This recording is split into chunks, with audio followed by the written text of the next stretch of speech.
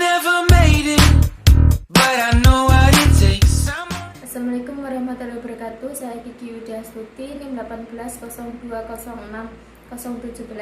Di sini saya akan melakukan pendidikan kesehatan tentang kontrasepsi kondom wanita, kontrasepsi kondom pria, kontrasepsi diafragma dan penutup serviks, kontrasepsi spermisida.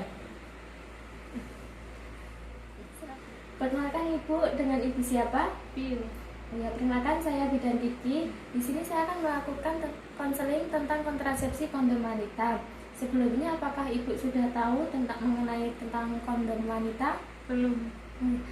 Saya jelaskan ya Bu, pengertian metode kondom wanita yaitu merupakan sarung yang dipasang pada organ dalam wanita. Ini berbentuk silinder panjang dan bermuara berpinggir tebal pada kedua sisi serta terdapat lubrikan pada sisi luar dan dalamnya. Terus untuk cara pemakaiannya yaitu Ibu harus perhatikan kemasan kondom, dilihat ada rusak atau robekan tidak, kondom tampak rapuh atau kusut, itu jangan digunakan ya Bu. Terus lalu cek kadaluarsanya juga. Sebelum memakainya, Ibu harus cuci tangan terlebih dahulu memakai sabun dan air mengalir. Lalu ini dapat dimasukkan hingga 8 jam sebelum saat melakukan senggama. Pilih posisi yang nyaman untuk memasukkan kondom, yaitu dengan jongkok, mengangkat satu kaki atau berbaring. Gesek sisi kondom bersamaan untuk meratakan pelumas. Remas dan putar ujung kondom yang akan dimasukkan ke dalam vagina sehingga menjadi panjang dan menyempit. Lalu buka labia mayora dengan tangan lain untuk melihat mulut vagina. Masukkan ujung kondom ke dalam vagina sejauh mungkin dengan hati-hati. Gunakan jari untuk mendorong kondom hingga sekitar 2-3 cm bagian ujung kondom di luar vagina. Pria atau wanita harus hati-hati memasukkan ujung penis ke dalam kondom. Jika penis berada di luar kondom, tarik dan coba lagi. Nanti jika kondom tiba-tiba keluar dari vagina saat melakukan senggama, pasang kembali kondom dengan benar. Kondom tidak harus segera dilepas setelah senggama. Lepas kondom sebelum berdiri untuk mencegah tumpahan cairan di sekitar vagina. Jika mau melakukan senggama lagi, gunakan kondom yang baru ya Bu. Untuk keuntungan metode kondom ini yaitu dapat mencegah kehamilan, memberi perlindungan terhadap penularan penyakit penular seksual, dapat diandalkan, dan ini relatif murah, sederhana, ringan, disposable ya Bu. Tidak memerlukan pemeriksaan medis atau supervisi, tidak mengganggu produksi ASI dan kesehatan lainnya. Kerugian metode kondom ini yaitu angka kegagalan relatif tinggi disebabkan oleh pemakaian yang tidak konsisten, perlu menghentikan sementara aktivitas dan spontanitas hubungan seksual untuk memasang kondom. Terus untuk efek samping metode kondom yaitu berkurangnya sensitivitas gland penis, alergi terhadap karet. Nah, untuk pembelian kondom ini Ibu bisa mendapatkannya di tempat puskesmas, apotek, BPM maupun toko obat. Nah, untuk cara pembuangan kondom yang benar yaitu Ibu jangan dibuang ke dalam toilet, selokan atau parit, dilempar ke halaman, dibakar bersama sampah, bersihkan dulu, dicuci, terus bungkus, ikat lalu masukkan ke tempat sampah atau ditanam. Saya sampaikan tentang kondom wanita ya Bu, apakah Ibu sudah tahu? Iya, sudah. Coba Ibu jelaskan mengenai hal kondom wanita. Baik, pembeliannya itu bisa di BPM, apotek, terus puskesmas. Pembuangannya itu yang pertama tidak boleh dilempar sembarangan, dibuang ke halaman, terus kalau dibuang dicuci dulu, terus diikat atau ditanam. Ya. Ibu sudah memahami semua ya Bu. Selanjutnya saya akan lanjutkan tentang konseling kontrasepsi kondom pria. Nanti ini ibu bisa dijelaskan kepada suami ibu ya Bu. Nah, pengertian metode kondom pria ini yaitu sarung karet yang dapat terhubung dari berbagai bahan, diantaranya yaitu karet, plastik atau bahan alami yang dipasang pada penis saat hubungan seksual. Untuk cara pemakaian kondom ini yaitu sarungkan pada penis dalam keadaan ereksi atau tegang, baru kemudian melakukan hubungan seksual. Untuk keuntungan metode kondom pria ini yaitu mencegah kehamilan, memberi perlindungan terhadap penyakit menular seksual, dapat diandalkan, ini relatif murah, sederhana, ringan, tidak memerlukan pemeriksaan medis atau supervisi, tidak mengganggu produksi ASI dan kesehatan klien. Untuk kerugiannya yaitu angka kegagalan sangat tinggi disebabkan oleh pemakaian yang tidak konsisten. Perlu menghentikan sementara aktivitas dan spontanitas hubungan seksual untuk memasang kondom. Keuntungan kontraseptif akan diperoleh jika kondom dipakai secara benar dan konsisten pada setiap hubungan seksual. Nah, untuk efek samping metode kondom pria ini yaitu berkurangnya sensitivitas gland penis atau alergi terhadap karet.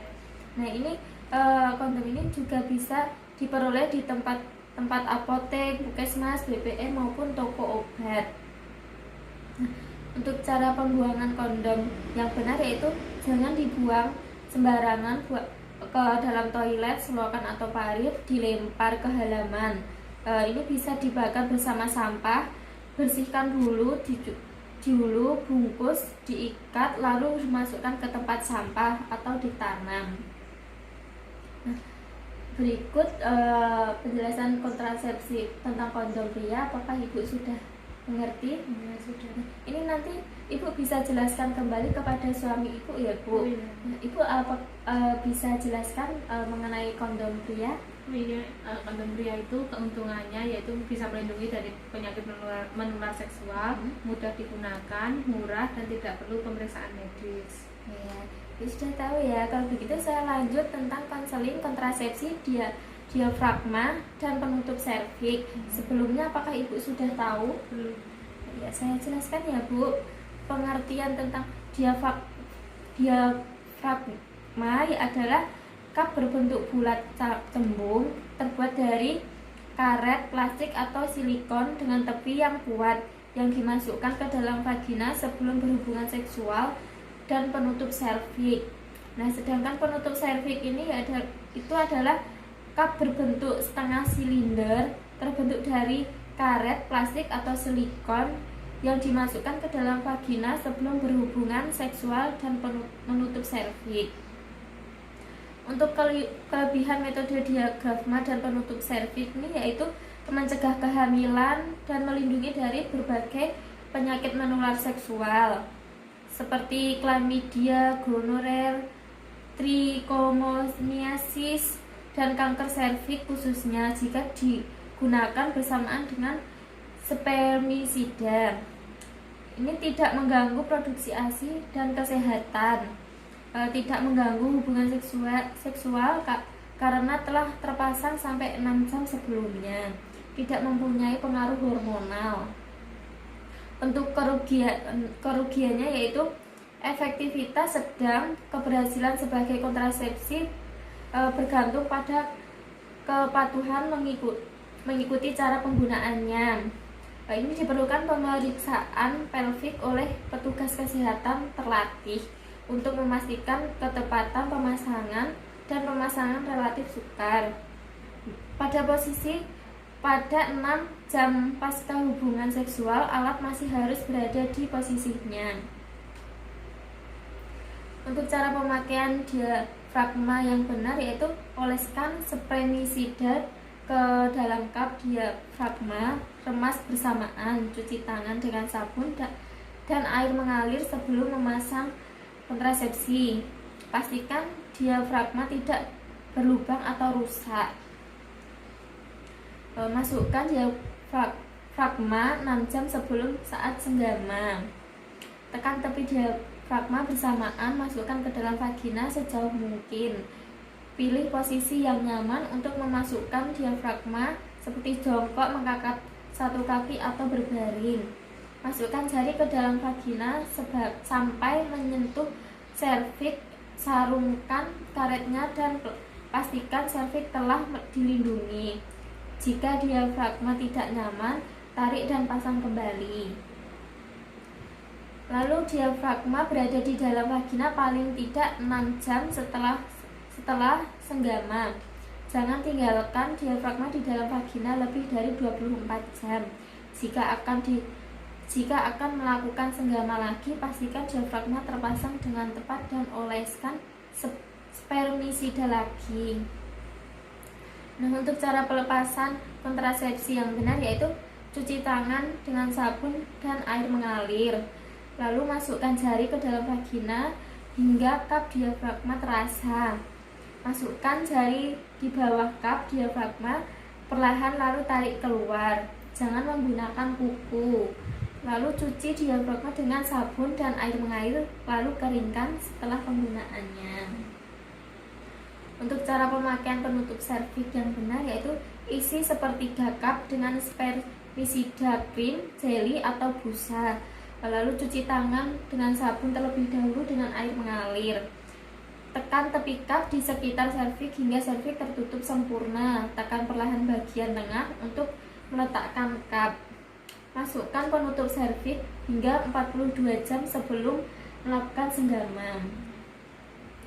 Untuk cara pelepasannya penutup serviks yang benar yaitu cuci tangan dengan sabun dan air mengalir. Lepas penutup serviks paling tidak 6 jam setelah pria ejakulasi terakhir.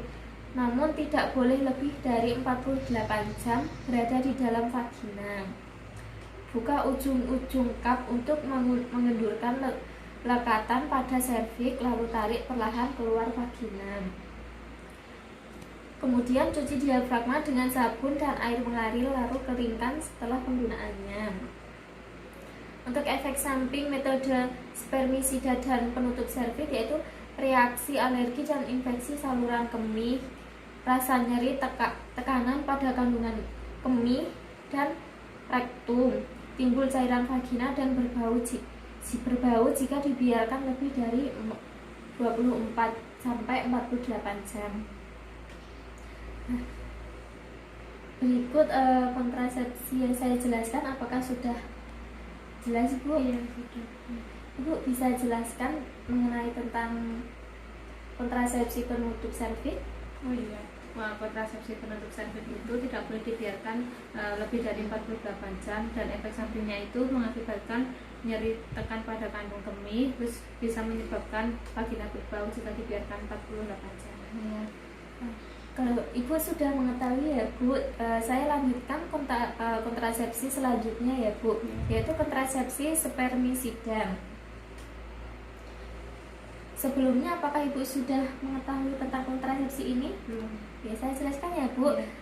Spermisida adalah kontrasepsi yang mengandung zat-zat kimia yang kerjanya melumpuhkan spermatozoa di dalam vagina sebelum sperma bergerak ke dalam traktus genitalia internal secara mekanis untuk menghalangi sperma dan secara kimiawi untuk imobilisasi atau mematikan sperma. Macam-macam pilihan spermisida yaitu ada aerosol, tablet vagina, jenis spermisida jeli biasanya digunakan bersamaan dengan diafragma. Untuk manfaat metode spermisida yaitu efektif seketika, tidak mengganggu produksi ASI dan kesehatan. Sebagai metode pendukung lain, mudah digunakan, tidak memerlukan resep atau pemeriksaan medis, meningkatkan lubrikasi selama hubungan seksual.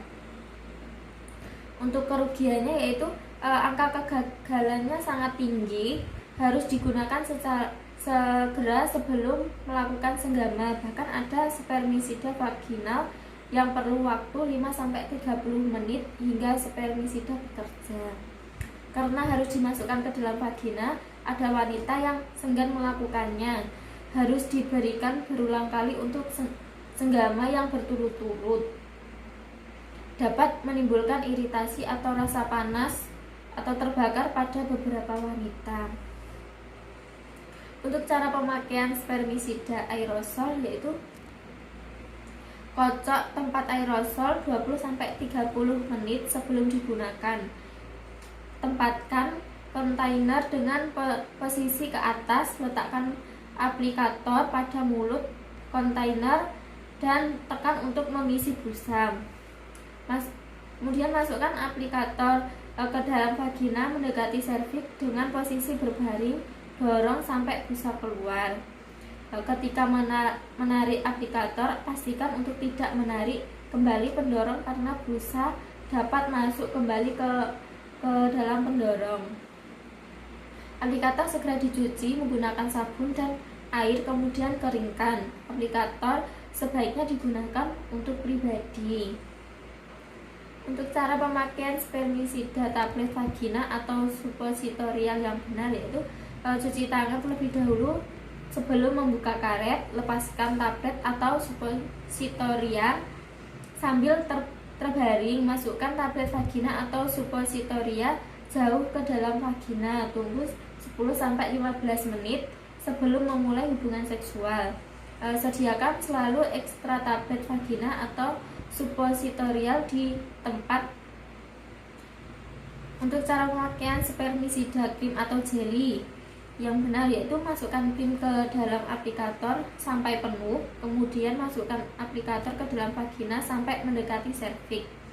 Tekan alat pendorong sampai krim keluar, tidak perlu menunggu kerja krim. Aplikator harus dicuci dengan sabun air dan tiriskan lalu keringkan. Untuk memudahkan pembersihannya yaitu pisahkan bagian-bagian alatnya. Aplikator sebaiknya digunakan untuk pribadi, tidak boleh digunakan untuk berganti-gantian.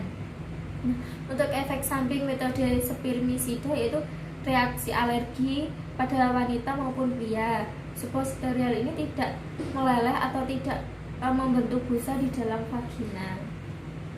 Berikut kontrasepsi yang saya jelaskan, apakah sudah jelas, Bu? Ya, sudah.